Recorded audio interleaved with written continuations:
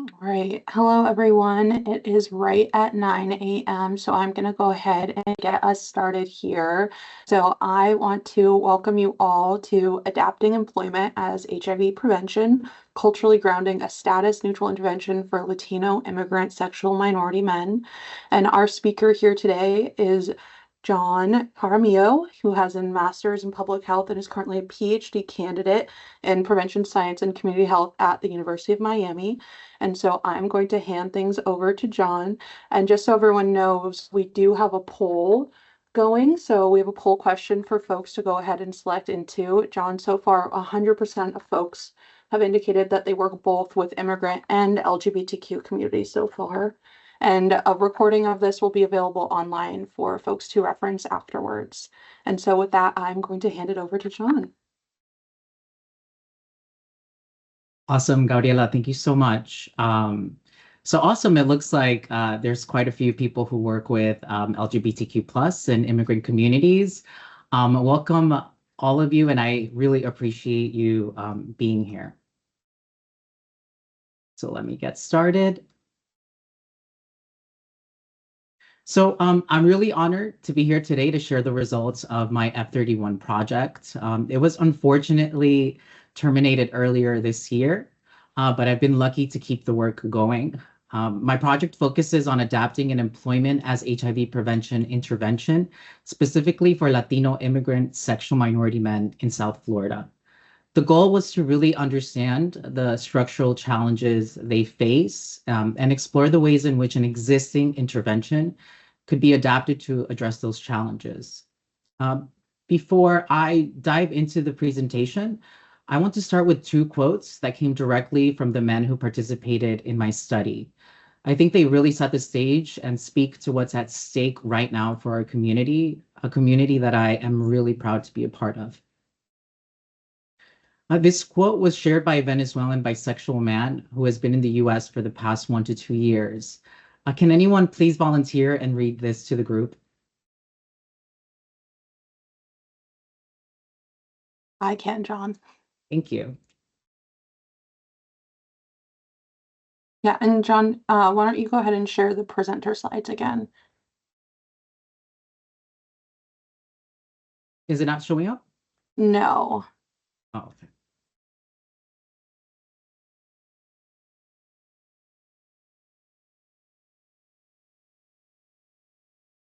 Can you see it now?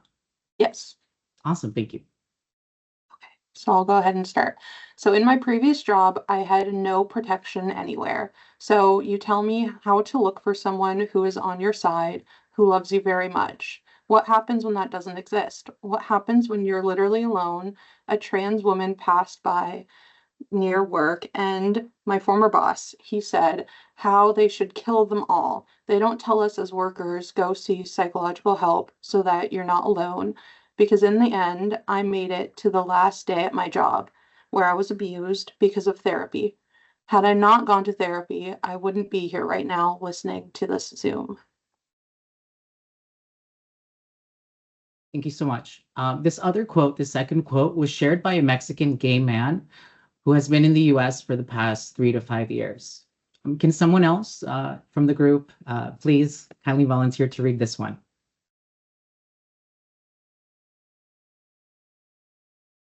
I can read it. Thank you. Oh, this is why. There I am. Today we are witnessing many immigration changes of laws against communities of migrants, and that this affects both the legal status here and the mental health of us, as well as the work or hostile environments that I've witnessed. When I had a job in the kitchen, this affects us a lot. And there comes a point when you don't feel well, you don't eat, you don't want to go to work, and you do it only out of a simple need. Thank you so much. So as you all can hear in these two quotes, the lived experiences of discrimination, unsafe work environments, and the weight of anti-immigrant sentiment are deeply intertwined with mental health, safety, and the basic ability to survive. These are some topics I will be touching on throughout this presentation. So I'll start today with a quick introduction of who I am and my connection to this work. Then I'll situate the project in terms of the epidemiology and the broader context we're working in. After that, I'll walk you through my F31 study, which, what it was about and what I set out to do, followed by the key findings. I'll then move into the next steps, some lessons learned along the way, and then I'll wrap up with what I think are important implications for HIV trials. Finally, I'll close with a few reflections before opening it up for discussion. So who is Jahn? I'd like to start by sharing a bit about who I am and the perspective I bring to this work. So I'd like to start with that I am a lifelong learner who is deeply passionate about HIV research and community health. I'm a Latino, I'm a Colombian immigrant, bilingual, and gay. For me, these identities shape not only who I am, but how I approach research and relationships with the communities that I work with. I'm in my final year of the PhD program here at the University of Miami. I've also been fortunate to receive support and recognition as a Point Scholar and as a Fulbright grantee in Thailand, as well as a CDC Fellow in Guatemala City and Atlanta. Part of my academic journey has been about unpacking the Latino umbrella and really looking at the diversity and complexity within our communities. And finally, I stand firmly in the belief that no human being is illegal. I believe in standing for peace and rejecting cruelty toward my community, especially during this difficult time in our nation's history. Next, I want to situate the project and share some key statistics that will help explain why a project like mine could be relevant, especially for addressing the current needs of Latino sexual minority men. Before I begin talking about the community in particular, I want to be clear about the terms I'll be using during this presentation. I will broadly use Latino men who have sex with men, and at times I'll focus specifically on those who were born outside the United States. This is in line with how the community in Miami has expressed their preferences, especially given the current political climate and the criminalization of immigrants. For brevity, I may sometimes use the term immigrant, but I recognize that there are other terms that are more community-centered and affirming. So to start, national data show a clear and concerning trend. In 2022, Latino men were 4 times more likely than non-Latino white men to be diagnosed with HIV. Men who have sex with men made up 60% of all new HIV diagnoses in the US, and within that group, Latino MSM accounted for the largest share at 37%. Followed closely by Black MSM and white MSM. This reflects an important epidemiological shift where Latino MSM now represent the largest proportion of new diagnoses among MSM nationwide. When we look more closely within the Latino MSM population, those born outside the US stand out as being disproportionately affected by HIV. For example, one study found that about 43% of all Latino HIV diagnoses in the US were among people born outside the country, most of them being MSM. Other studies have shown that Mexican and Central American-born men make up a large share of these cases, and that HIV prevalence is also striking. Nearly 1 in 4 Latino MSM born outside the US were living with HIV. Research also indicates that many acquired HIV after immigrating. When we zoom out to the broader demographics, Latino immigrants make up about 44% of the US immigrant population, which is nearly 20 million people. Top countries of origin include Mexico, El Salvador, Cuba, and Guatemala, with Venezuelans being the fastest growing group, increasing by nearly 200% in the last decade. Many face challenges such as limited English proficiency and poverty, and Latino workers nationwide are 50% more likely to be unemployed than white workers. The largest Latino populations are in California, Texas, and here in Florida. This broader context helps us see some of the structural drivers behind the HIV disparities we're talking about today. Now, when we narrow our focus to South Florida, the disparities become even more stark. Miami-Dade County's HIV incidence is 3 times the national average, at 33.3 compared to 11.3 per 100,000, according to CDC and America's HIV epidemic analysis dashboard. Between 2018 and 2022, diagnoses among Latino MSM in the county rose by more than 21%. Most new diagnoses are among people from Cuba, Venezuela, and Colombia. Over half of the county residents were born outside the US, and 3/4 speak a language other than English at home.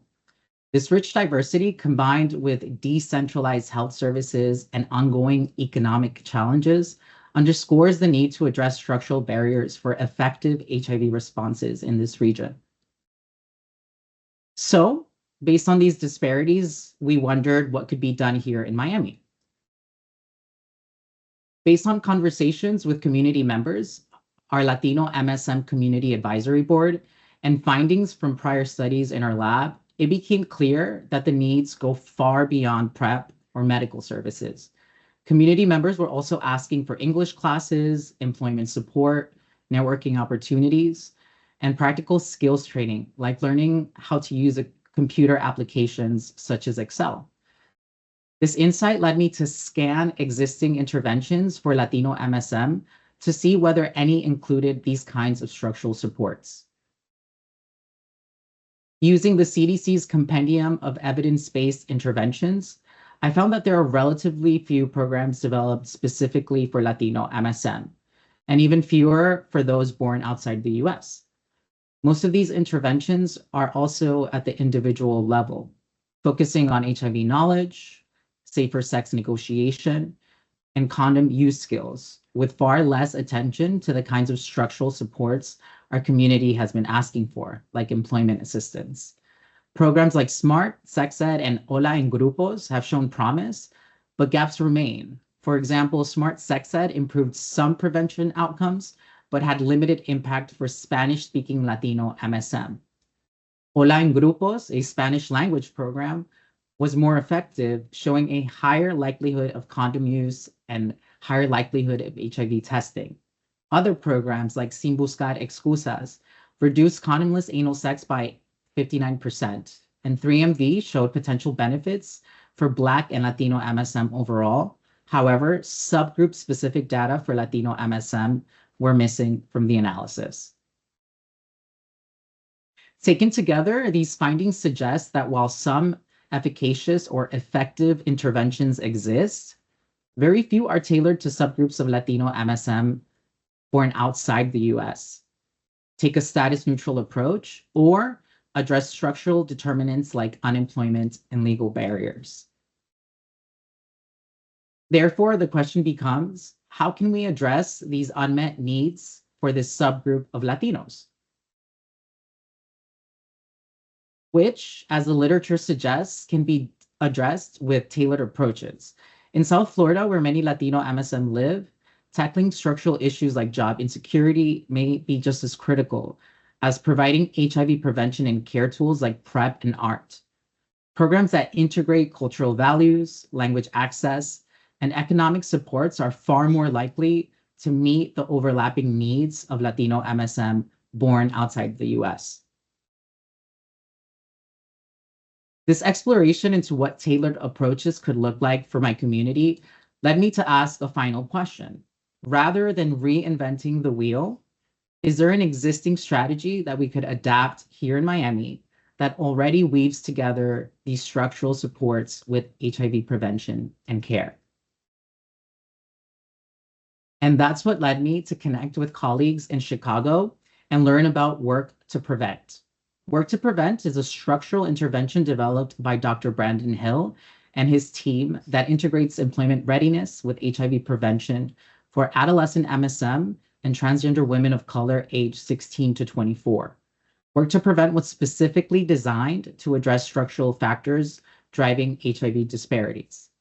In Chicago, the program proved feasible and acceptable, improved youth employment outcomes, and even reduced HIV risk linked to transactional sex work.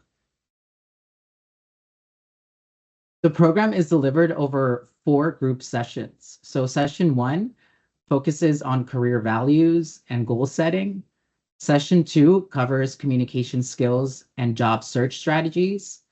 Session 3 addresses health and wellness in the workplace, including stress management, harm reduction, and sexual health. Session 4 equips participants with job readiness tools like resumes, interview preparation, and professional communication. So for my current F31 study, my project seeks to answer this question. What adaptations are needed to culturally ground an evidence-based employment as HIV prevention intervention so that it meets the needs and preferences of Spanish-speaking Latino MSM born outside the US and currently living in Miami-Dade County? To answer this question, I conducted focus groups with community members and topical experts to identify structural determinants and culturally relevant adaptations that would help tailor the work to prevent intervention for implementation here in Miami.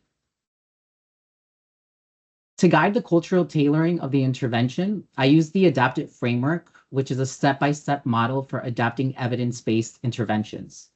Phases 1 and 2, which I covered earlier, involved assessing the target population in collaboration with our community advisory board and partners, deciding to adapt the work to prevent intervention for Latino MSM here in Miami, and translating the entire intervention manual to Spanish. The current study therefore focuses on phases 3 through 6, which involved conducting focus groups with Latino MSM born outside the US and representatives from employment and HIV organizations to gather feedback on content, cultural relevance, and delivery preferences, followed by iterative development of the adapted manual using this feedback. The final phases, 7 and 8, are beyond the scope of this study and will focus on training providers and testing the intervention's efficacy through a future grant. For this study, we included Latino MSM between the ages of 18 and 49 who immigrated to the US in the past 10 years or less, who reported currently living in Miami, being financially insecure or unemployed, and who spoke Spanish. We took a status-neutral approach, so the study was open to both men living with HIV and those without.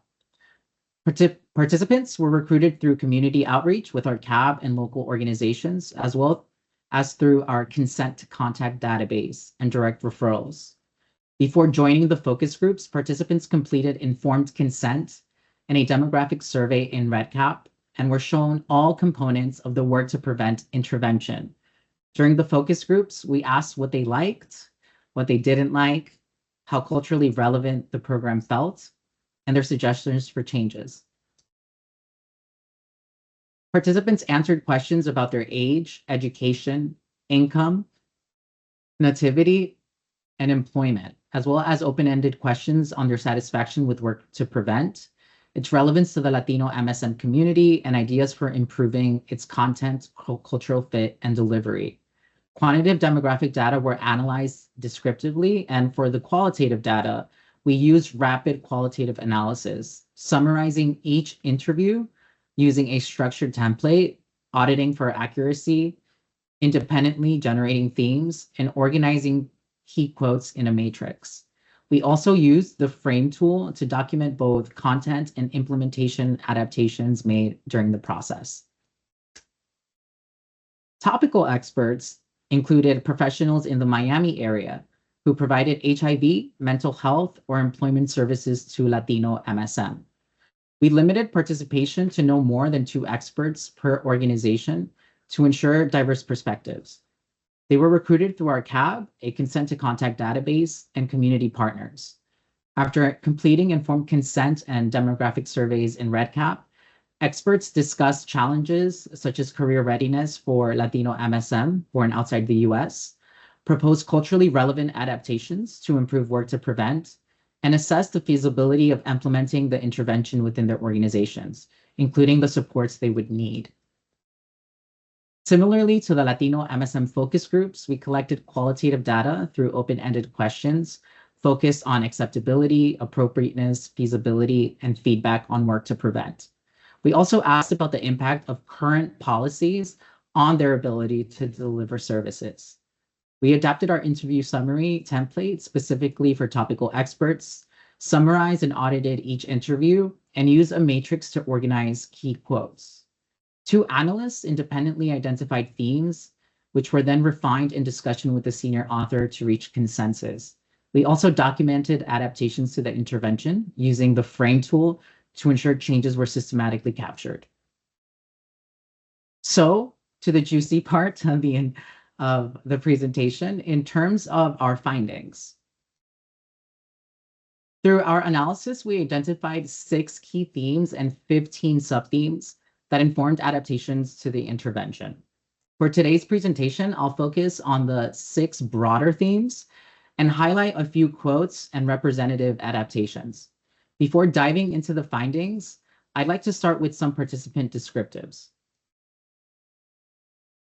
So 12 Latino MSM participated in the focus groups, and most of them were highly educated and identified as gay. The average age was 39, and most had lived in the US between 3 and 10 years. Participants came from several Latin American countries, with Venezuela being the most common.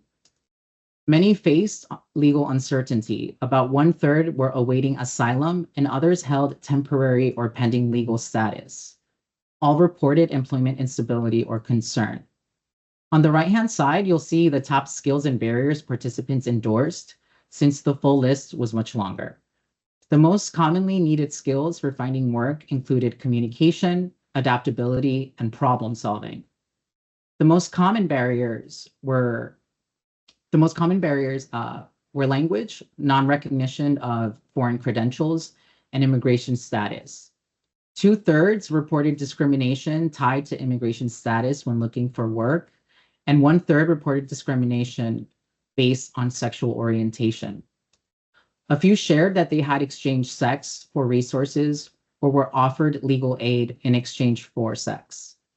Migration was most often driven by political instability and the search for economic and opportunity, and for one participant, by sexual orientation-related persecution. In the next phase, 13 topical experts participated in the focus groups, the majority of whom identified as Latino and gay, and were cisgender men, with a few transgender women also represented. They had organizational roles spanning leadership across mental health, HIV prevention, and workforce development services. Most worked at a community-based organization, and more than half had been in the field for 5 years or more. Experts expressed a strong anticipated involvement with work to prevent, with most expecting to refer clients, host sessions, or help deliver content. Key employment barriers for Latino MSM, according to experts, included language, immigration status, transportation, and limited awareness of job search processes. Importantly, nearly 70% of experts reported their work had been impacted by recent political or policy changes, including reduced funding, increased restrictions, and fear in openly serving LGBTQ+ or immigrant clients. Some also described internal staff burnout and organizational shifts to play it safe, given the current climate. Overall, the majority were highly concerned about how the political climate may affect service delivery moving forward. So now to our major themes.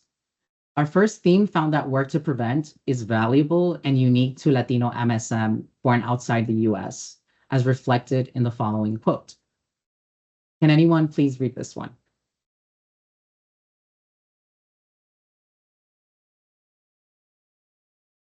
I'll volunteer. In Miami, they focus on HIV prevention programs, and work to prevent is something new. Here, it would be interesting because that way we Latinos who are part of the LGBT community can integrate into work fields that are currently difficult for us to integrate into. A Mexican gay man in their late 30s who's been in the US for 3 to 5 years. Thank you, Gabriela. So here, this quote highlights how participants saw work to prevent as filling a gap in Miami's current HIV prevention landscape, offering a new way for Latino MSM to gain access to work opportunities that are often difficult to enter. Our second theme showed that while participants valued the original intervention, they suggested changes to make it more acceptable and relevant, especially by centering immigrant and LGBTQ plus worker rights. Can anyone volunteer and read this one, please? I can read it. What Thank you. happens when I get personal questions at work and I get into trouble? How to develop your rights, your duties, and your protection from the first day of work and in the interview. For example, your duty is to clean, load, cook. At the same time, you're going to do all this. You have the right to your hour of rest, the right to your health insurance. Make it very clear what I can access and what protects me in the event that my own safety is harmed. Because there are many times we don't have tools as a worker in Miami from the first instance, so that is never too late. Venezuelan bisexual man, late 20s, in the US, 1 to 2 years. Thank you so much. So this quote highlights how participants wanted the intervention to just go beyond job readiness skills and include clear guidance on immigrant and LGBTQ plus worker rights, what protections exist, what benefits they can access, and how to respond when their safety is at risk. They shared that many do not have access to these tools early on, which can leave them vulnerable. So in terms of the specific adaptation to the intervention manual, they suggested incorporating practical tools, guides, and tips into modules 2 and 3, covering workplace culture, stigma, discrimination, and policies related to worker protections. So in theme 3, participant feedback focused on adaptations to ground the intervention in lived experiences through language, design, and representation. May I have another volunteer, please?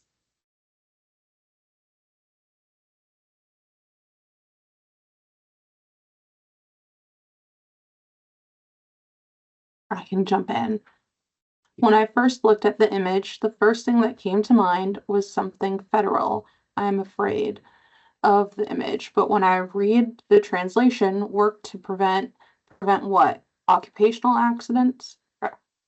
It kind of stresses me out. I'd like something like says it belongs to the community, add a man climbing a ladder with a portfolio, something discreet with the colors of the LGBTQ plus community to catch my attention and make me feel identified. Thank you so much. So this quote highlights the importance of using imagery, Spanish language terms, and messaging that feel community-driven and affirming, which can help build trust while avoiding visuals that could inspire fear.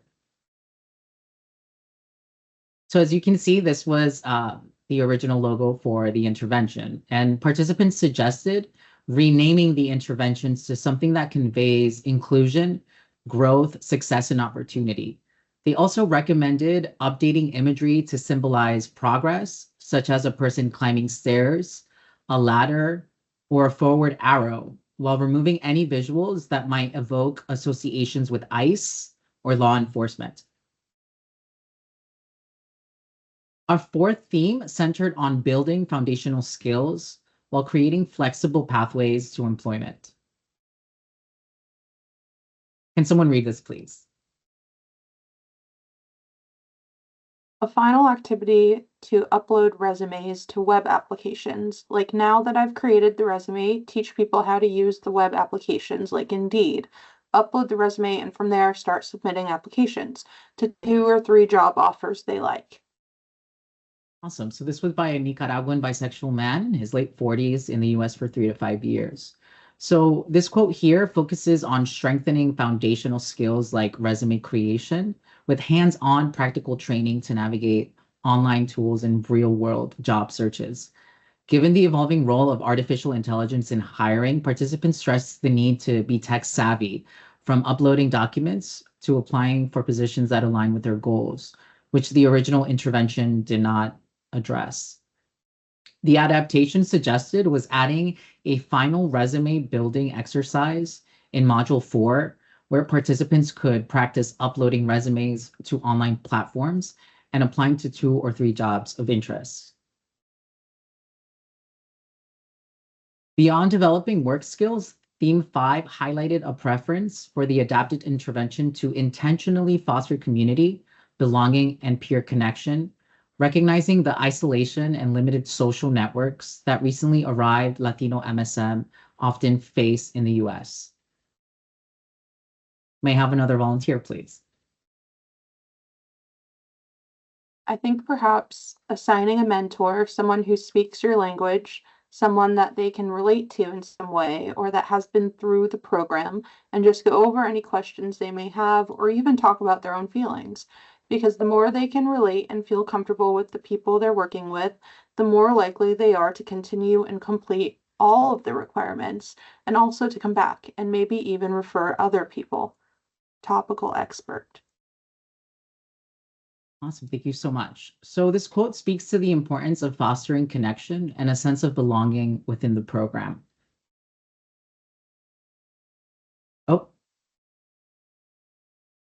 The adaptation suggested by participants was to integrate mentorship and peer support into the delivery of the program. This could include peer mentors, community panels, and events with local service providers to strengthen connections, increase engagement, and community building.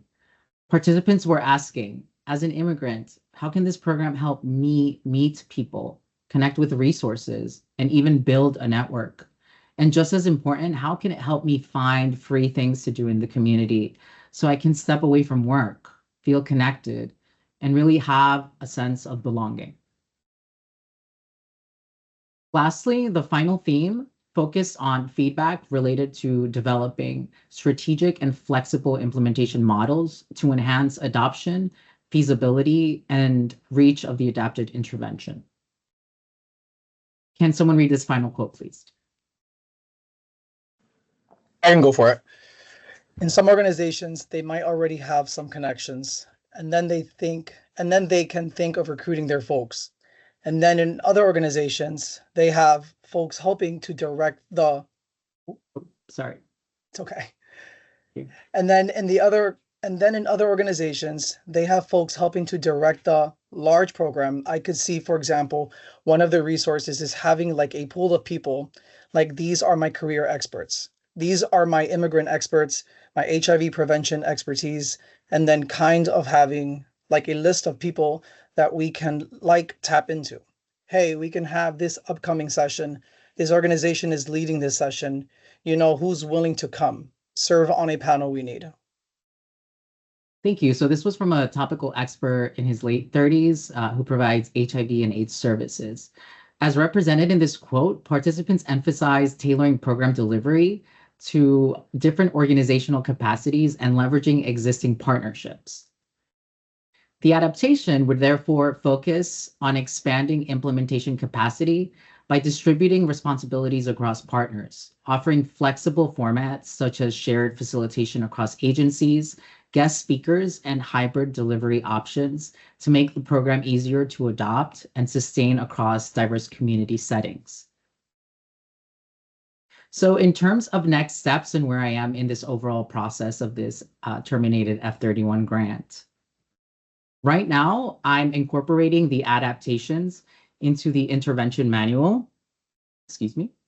I'm also collaborating with a Spanish-speaking graphic designer to ensure the materials are both visually engaging and linguistically appropriate for our community. The next step would be to pilot the updated manual in real-world settings. I also wanted to share with everyone one of the most important visual components of the intervention, which really sets the tone for the program. It was sent to me yesterday by the graphic designer, and I'm so excited for all of you to see the draft. Okay, are you ready? Here we go. So it translates to work to prevent in the 305, your job guide for finding opportunities in a new country. So in Spanish, emprender is often translated as to work or to undertake, but it carries a deeper meaning and signifies embarking on a journey and taking initiative towards a goal. In this context, it reflects not just finding a job, but starting a path towards growth, opportunity, and stability. So, emprender para prevenir means taking proactive steps in work and life to help prevent challenges before they happen. You'll notice that we kept elements of the shield, but added subtle LGBTQ inclusive colors, symbols that represent Miami, like the 305 area code, and a palm tree, along with a pathway to symbolize progress, a butterfly to represent growth and transformation, the American flag to represent opportunity, and lastly, the banner that translates to workplace well-being. So now I'll briefly talk about some lessons learned. In terms of outreach, getting any participants to respond to me, especially with where we are in our current context, was very challenging at first. I sent over 400 messages to participants who had consented to be contacted in previous studies, but I received less than 10% response rate. Initially, I was sending a long blanket text with the screener link, but once I finally reached participants, many shared they didn't respond because they thought it might be spam or even law enforcement. Based on this information, I adjusted my approach to be more personal and gradual. And instead of just jumping into study details, I started with a short message reminding them that they had previously consented to be contacted, and I asked if they were open to receiving more information about a new study. Once they agreed, I offered them the choice of how they preferred to receive that information by either text or call. This was way more respectful, and this kind of flexible outreach led to much higher engagement. For some participants, this was also their first time ever participating in research. So I realized how important it was not to rush through the consent process, especially given their understandable apprehension or unfamiliarity with research in general. So I began asking, is this your first time participating in research? And if they said yes, I took extra time to walk them through each step, clearly explaining what we were about to do, what the consent form was for, and what their rights were. I also explained broader concepts like eligibility and informed consent so that they could better understand how research works beyond the scope of just my study. My goal was to help them feel informed, confident in their decision, and better prepared for future study participation. I also thought about where to prevent and how it's all about building skills and training. So I aimed to extend these kind of thoughts and aims towards understanding the research process, so participants felt empowered to engage in research and understand the full research cycle. I wanted this first contact to be a positive one so that they could continue contributing to community health in the future and realize that their voice matters. I also conducted member checking by sharing the themes and findings with participants and inviting their feedback. It served as a final check-in and offered closure to the process. Many said it felt good to be included and not forgotten, and that if it didn't feel like it was just about extracting their stories, but about circling back and closing the loop together. I also asked how they prefer to be referred to in the findings, which helped ensure that the terms we were using reflected their identities and preferences. Before I conclude, I wanted to briefly touch on the implications for HIV trials and HIV research. When I think about the lessons learned from my project and how that it could extend to future HIV trials and make them more equitable, one thing that really stands out is the importance of having bilingual and bicultural staff who truly reflect the communities we're trying to reach. For me, it made a big difference that I shared cultural and linguistic backgrounds with participants. I wasn't just coming in as a researcher, I was also part of the community. That allowed me to serve as a bridge between both worlds. When it comes to language, I encourage research teams to move beyond basic language access and to think about the concept of language justice, so that it's not only about translating materials, but also addressing systemic barriers to linguistic equity. It would mean recognizing, for example, that Spanish isn't the only language spoken by Latinos, and creating environments where there are options for those who speak indigenous languages or Portuguese. Another key point I'd like to make is about overgeneralizing when we're referring to Latinos.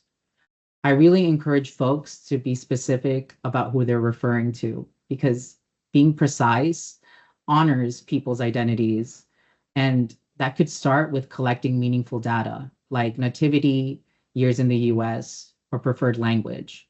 I think that would help us understand which Latinos are actually participating in HIV trials and which are being left out, so that we can do a better job with outreach and inclusion. Lastly, having a referral list ready with services in Spanish and other languages would be great, so participants can easily be connected to trusted community resources. In my opinion, research institutions have the power and resources to do more than just meet study quotas. Taking a moment to ask what someone might need can turn a research interaction into an act of compassion and kindness, especially for those who may be struggling now more than ever.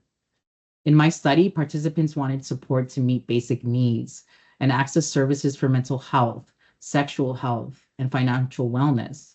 They recommended adding guides with resources for newly arrived immigrants, including legal aid, access to free educational courses, recreation, peer support groups, and essentials like food, driver's license assistance, banking, and transit. Beyond connecting participants to research, we can strengthen linkages to these community resources to address holistic health needs and the structural factors that shape overall well-being. So finally, to wrap up, this work has been a beautiful way to honor my community. Ooh, I'm getting emotional. Especially in this really dark time of our national history, where so many of our rights are under attack. My project is light and makes visible the beauty, resilience, and perseverance of LGBTQ+ and Latino communities, even as we're confronted with negative headlines every day. This F31 project received a perfect score from the NIH, which was an enormous accomplishment for me as a first-generation student and as someone who has struggled. And it didn't get this score just because of its rigor, but because it directly responds to the needs voiced by the community here in Miami.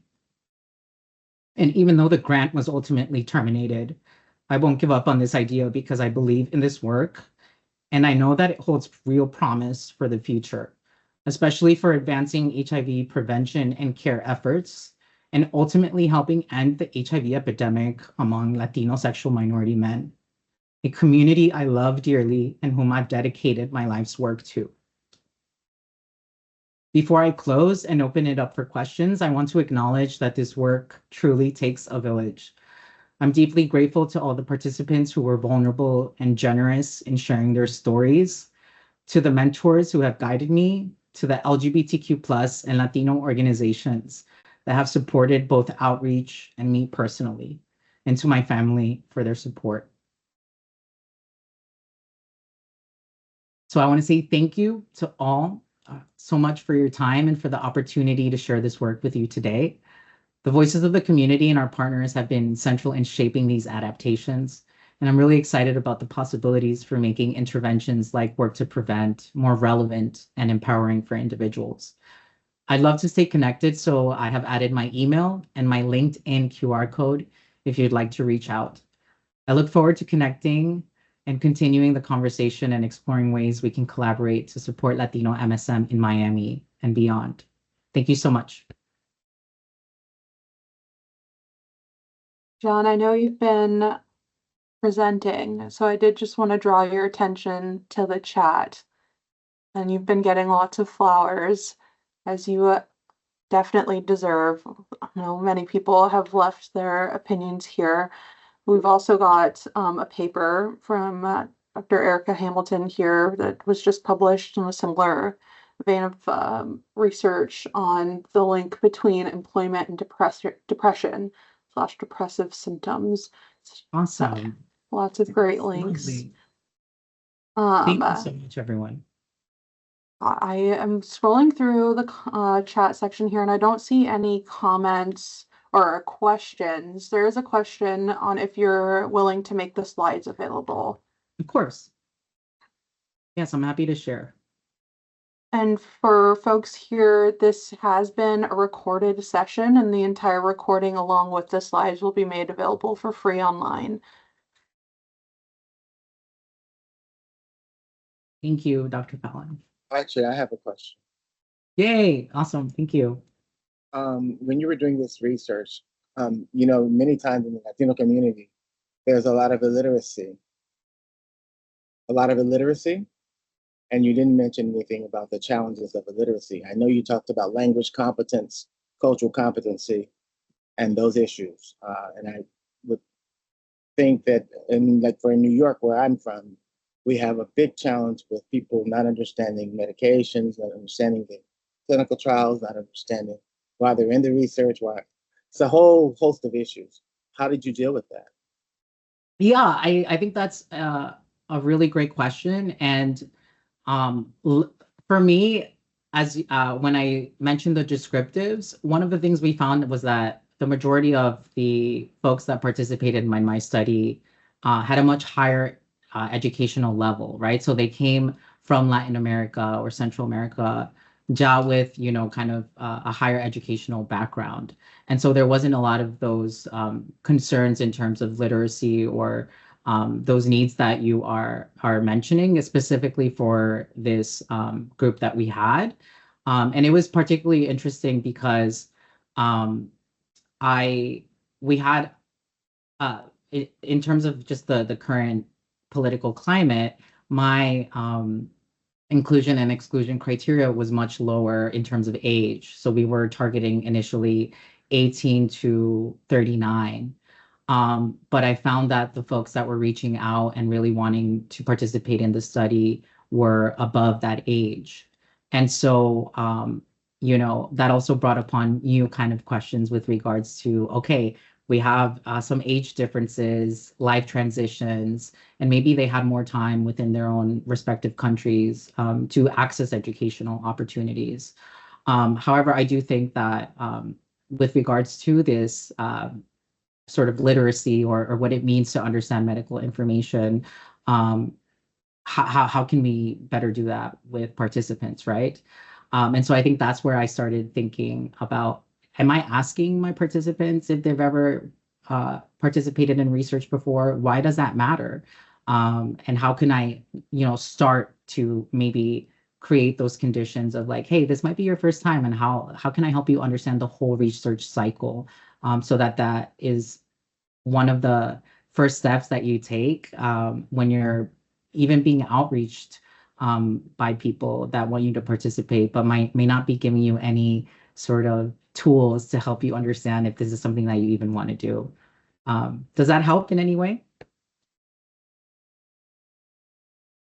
Yes, thank you. I was just noticing that also you were using the word emprender. Emprender no es un verbo en español muy común.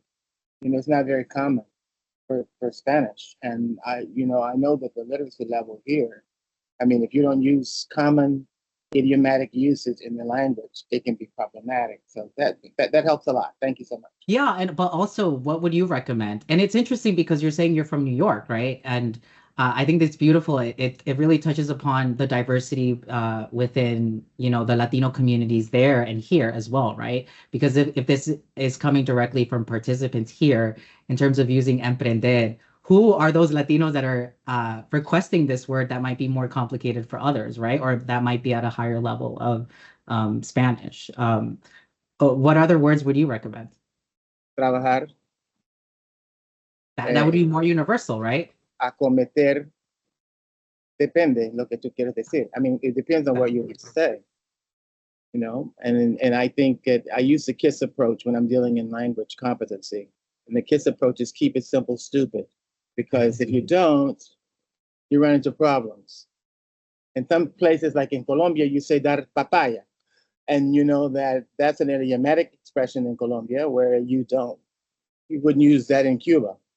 So Exactly. I just think language competency is a very tricky thing. So thank you. It's very, very, very good presentation. Thank you.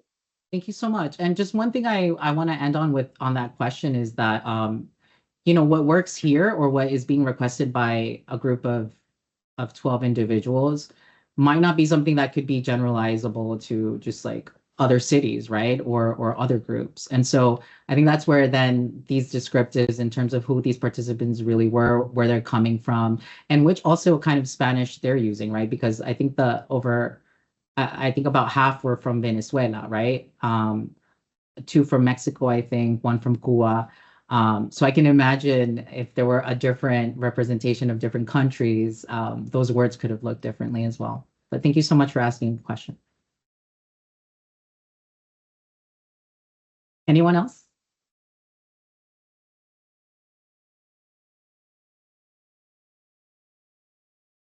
There was a question typed into the chat. For the adaptation, did you need to contact the intervention authors for approval? Yes. So who asked this? So good. Oh, Dr. Fallon. Yes. So I was, it almost was borderline harassment, Dr. Hill, for me to like find him and then email him, get him on board, get him to share well, first of all, like even say who I am and because folks are really busy. And so it took some persuasion, and I'm so lucky that I was able to have his support. But definitely, I think that's what made my F-31 application that much stronger. That I had his support. I had access to the intervention manual, and I just don't think this kind of work can be done without having access to those intervention materials, because you're really needing to have access to them, to change the language, let's say translate it from English to Spanish, and then sort of work with participants, with topical experts to be able to adapt it, right? But you can't adapt anything unless you really have access to it.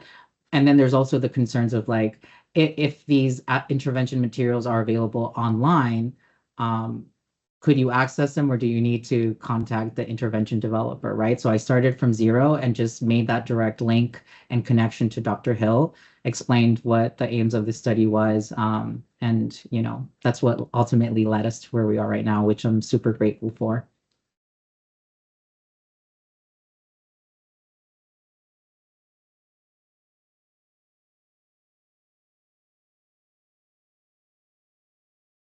I'm seeing other. Richard, I see your hand up. If you go ahead. Yes, hi. Great presentation. Thank you. Very, very, very inspiring, and I would definitely like to see something like this out here in Los Angeles County. So one question I do have, and I do apologize if I'm using like wrong terminology for it. One thing I noticed in terms of your recruitment, or maybe I missed something. Was it open only to people who have some sort of legal status, like pending or asylum or etc., or people who have no documentation whatsoever allowed to participate? Yeah, thank you for that question. I appreciate it. No, it was open to anyone with a history of immigration in the past 10 years. So again, that's a great question as well, because originally we had recently arrived, and that was 5 years or less. And then I was seeing like, not only am I getting interested folks that are older in terms of being above the age that we had in our inclusion criteria, but then they're also here longer, but presenting these needs for employment skills and training, right? And so there was we didn't have, in terms of the legal status, anything that could limit their participation. I think there was even one who was a US citizen, right? The only thing was that we wanted folks that had those immigration histories and that self-declared that they either had precarious employment, were either unemployed, or were facing some sort of financial challenges, so that then it could be, it could make sense that they would be looking to be interested and participate in an intervention like this. Does that help? Does that Yeah. make sense? Yeah, completely. Just because I'm to just to elaborate in the context of the question, I was just thinking about sometimes it's hard to gain employment without a social security number. You have to go do everything under the table. So, and I'm wondering how an intervention like this works for people in that situation. So it was that's where the question was stemming from. Yeah, Richard. So I think that was exactly my question. Once I accessed the intervention manual from Dr. Hill, I think that I asked that very much that question as well, right? Like, were there any folks that participated in the Chicago intervention that had a precarious legal status, right? And from that conversation, I don't think there were many, or if any, right? And so I think part of that adaptation was then saying, like, how do we then talk about work and precarious legal status? And it seemed to me like it's not talked about a lot, right? Or it's not talked about in a systematic way of like, you need a work permit to work. If not, what are you going to do, right?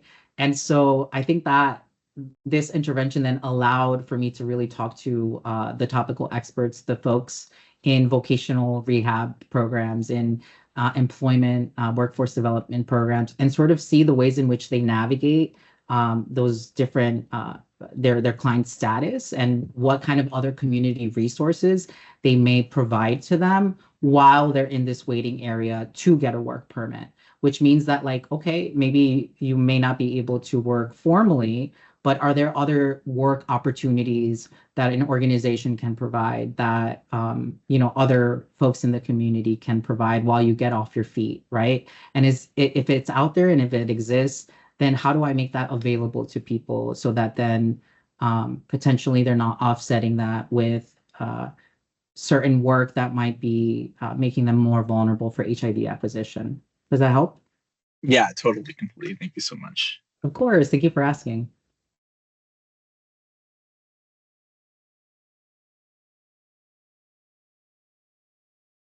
I do see some comments. There's one. Valerie, it must be very difficult trying to separate the issues associated with HIV and those associated within the U.S. issues and targeting of immigrants. The combination of these two factors must make an additional hardship on top of just having HIV or being an immigrant. It would be interesting, perhaps, for you to do follow-ups to be able to see exactly which factors are higher. Valerie, thank you so much for that. I think that, yes, this is definitely like exploratory and the first step towards really making this visible here, especially in South Florida, and to be able to do just follow-up studies to really see how these dynamics are at play. And I think it starts with really emphasizing the community voice, emphasizing the voices of the men that participated, right? If they're saying that the need is here and that there are these structural conditions that are beyond just individual behavioral factors, then how can we make them visible and start to really think about how to quantitatively capture them to see exactly what's at play. But thank you for that suggestion. I appreciate it.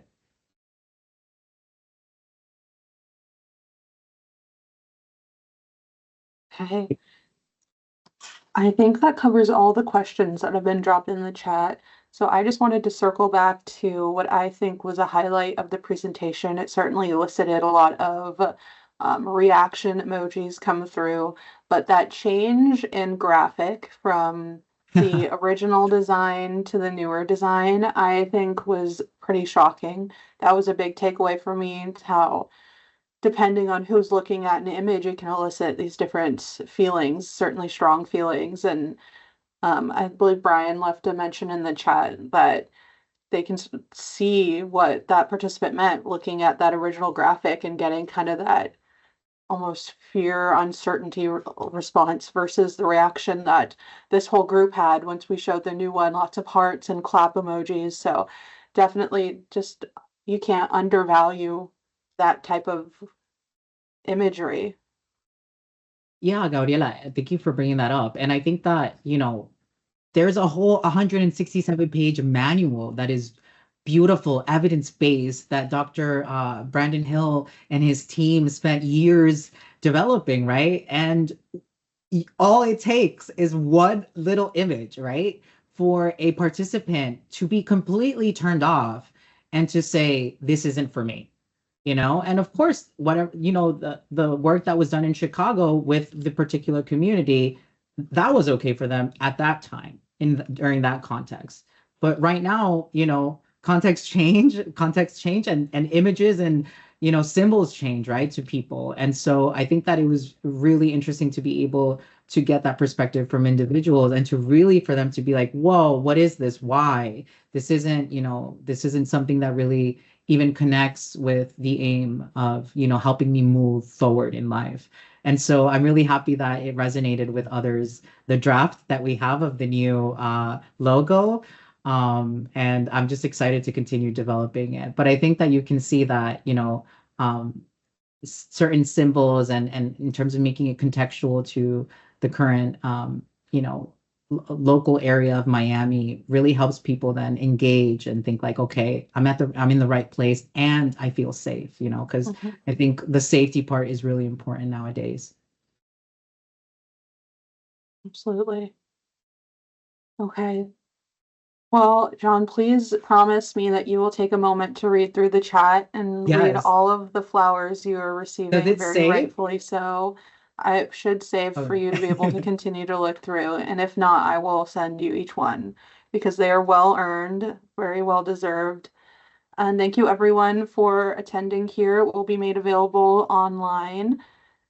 And yes, thank you so much, Thank you so Jahn, much, everyone. I and appreciate it. everyone have a great rest of your day.